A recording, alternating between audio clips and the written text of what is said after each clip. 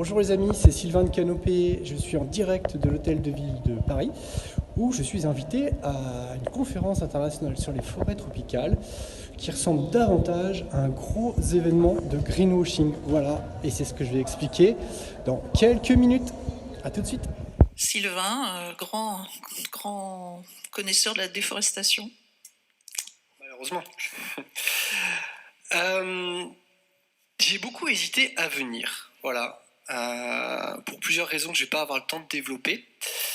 Mais j'en citerai une, c'est le spectacle assez incroyable auquel on vient d'assister juste avant ce débat, avec une table ronde sur les entreprises responsables, où ce sont les entreprises qui ont financé cet événement, BNP, Orange, qui ont eu la possibilité de s'exprimer sans aucun contradicteur.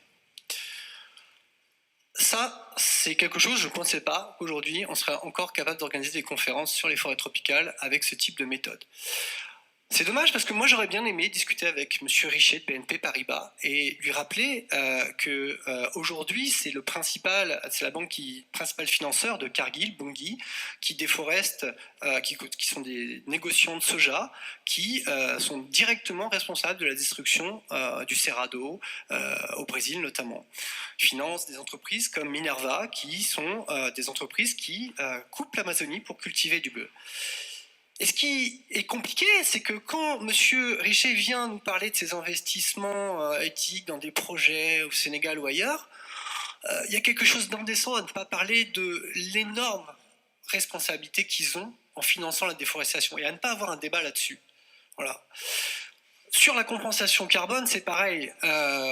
Moi, je comprends pas. Je comprends pas comment on peut laisser la parole sans contradiction à une entreprise qui vient nous expliquer qu'on va pouvoir compenser des vols en avion en plantant des arbres, qui met noir sur blanc sur son site internet qu'ils font 100% CO2 neutre, alors que si on va sur le site de l'ADEME, qu'on lit l'ADEME, il est écrit noir sur blanc, je le lis, les acteurs économiques ne sont ni ne peuvent devenir ou se revendiquer neutres carbone. Aucun.